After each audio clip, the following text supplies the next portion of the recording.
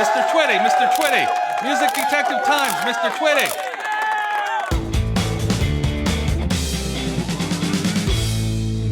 On this episode of Music Detectives, we are right smack in the middle of Conway's movie career. It's lights, camera, and action. Conway Twitty's Greatest Hits album would come as a special gatefold edition complete with movie photos, a pull-out poster, and a special mail-in offer. So let's get right to it. Now it's time for a Music Detective's detailed inspection. Alright, now before we get to the album, we'll first look at the two singles from the album and all their confusion. So here is What Am I Living For? And here is A Bluebird Blue. Notice anything you may have seen before? They both have the same artwork from Lonely Blue Boy. So your first impression is, oh, these must be on the Lonely Blue Boy album. Wrong. The poor marketing choices continue, even with the ads. But they did get a little better. If you look at the back cover, we see all three of Conway's albums up to this point, and the songs on each. So if you took the time to digest what you were looking at and read the back, you could figure it out. Again, why they wanted to make a customer work this hard is beyond me. Now looking at the vinyl for K12886, What Am I Living For is on side 1, and on side 2, The Hurt in My Heart, written by Wise and Wiseman. That same duo that wrote Lonely Blue Boy. Then, of course, we have the special disc jockey record. Still sporting that yellow background. In fact, they'll continue to stay the same for a while longer. The S&S stamped on it, that's probably the company that received the record. Now, reviews for the song would be good.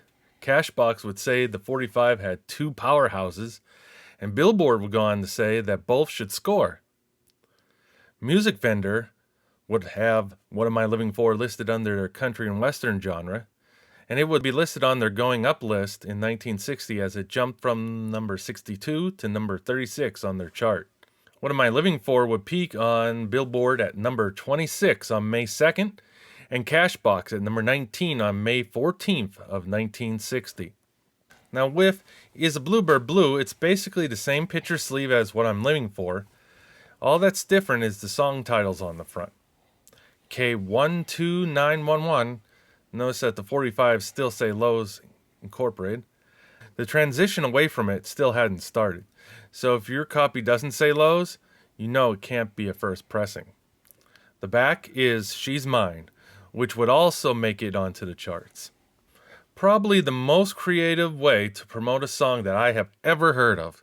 Conway would literally send out 450 live Bluebirds to disc jockeys. Very nice. Bluebirds.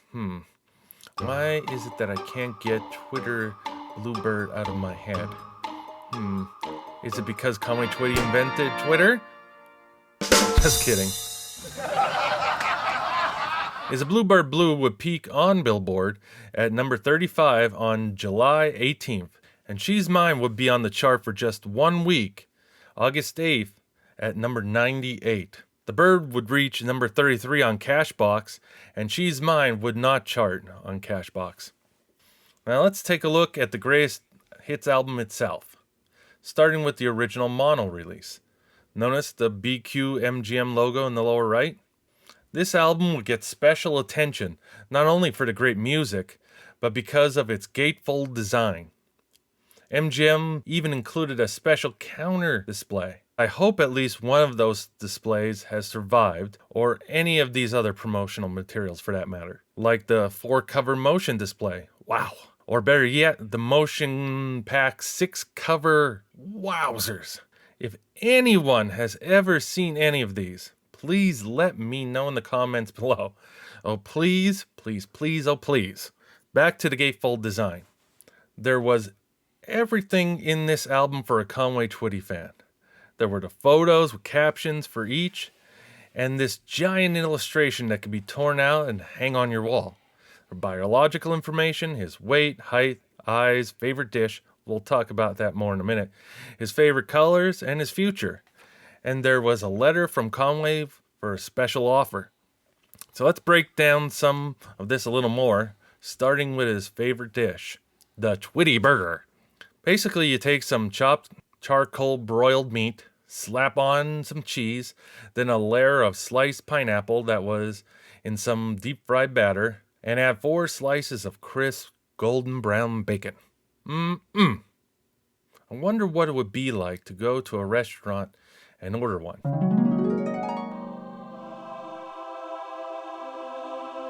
Hi, what can I get you?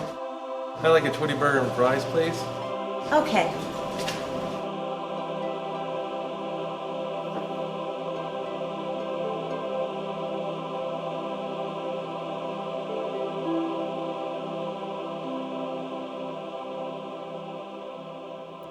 Twittyburgers are pretty good. I don't know how often I could eat one, but if they were on the menu, I'd probably have one every so often. Some years later, Conway would go on to take Twittyburger to the next level by starting a restaurant, but the effort would ultimately be retired not long after it was started.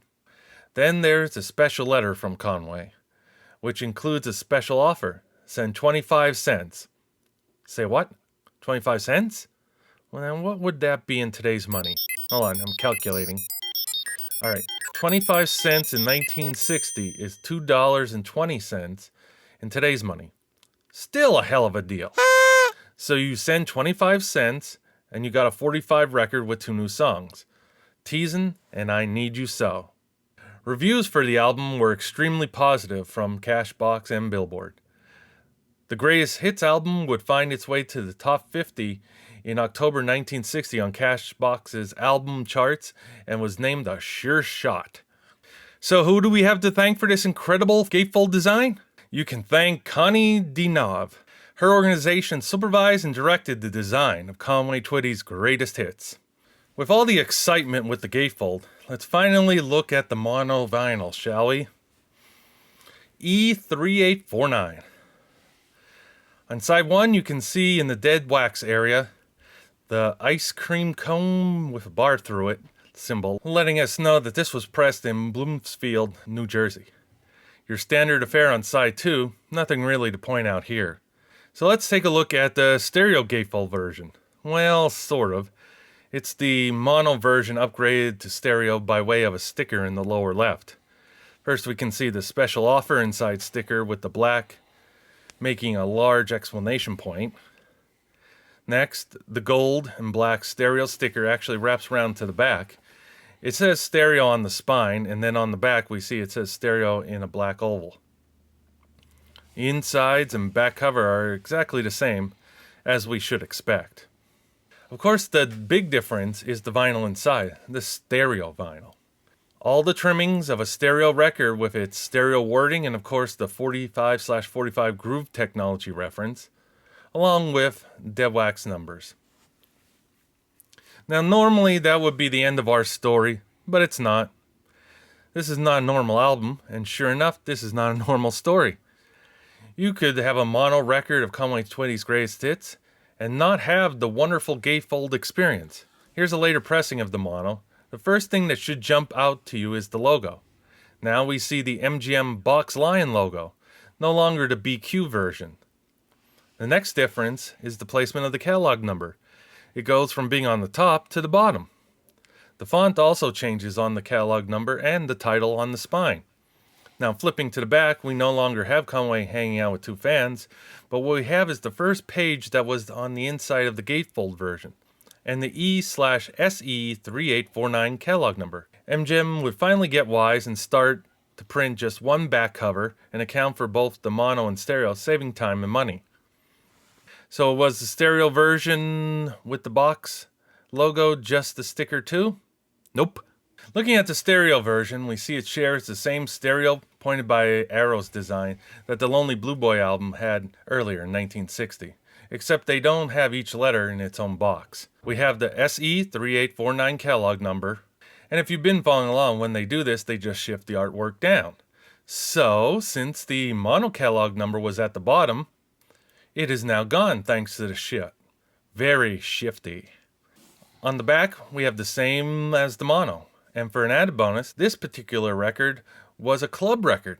You can see the R123419 internal number for RCA Music Service and its address. And to continue our very thorough research here at Music Detectives, let's look at Medley, the music guide of the RCA Music Service. Here we have the December issue with Santa checking out the latest half-price sale.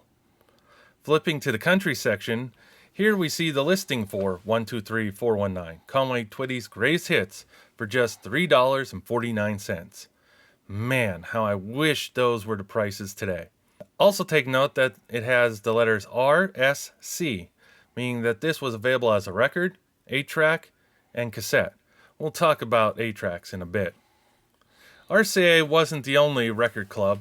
There was Columbia and RCOA, Record Club of America, located in York, Pennsylvania. Want to learn more about these record clubs? Subscribe, because we're going to be releasing videos that just focus on the record clubs. So here's an issue of RCOA's disc and tape guide. Gotta love that warm brown color. Flipping inside, we see a few Conway record listings, including his greatest hits from 1960. And these clubs would offer his rock stuff during his years as a country artist. But back in 1960, you couldn't get these from any club. So you've seen the BQ-MGM logo, you've seen the Box Lion logo. Let's look at one with the stylized logo. As far as I know, this is the only Conway album to have all three logos appear on the cover. This one is the Polydor Canadian release. You can see they put a big black box over the lower right, probably to cover up the previous logo, and in the top left, a small box to cover the old catalog number. Now the back of this record is where things go insane. They made a terrible decision. Instead of using the first page of the gatefold as the back, as we've seen with the box logo ones, we see they used the original back from the gatefold, which isn't a bad thing until you see how they added the text in red with no solid color boxes to make it stand out. It's hard to read. No, it's impossible to read without being at the perfect angle in the perfect light. This is bad, really bad.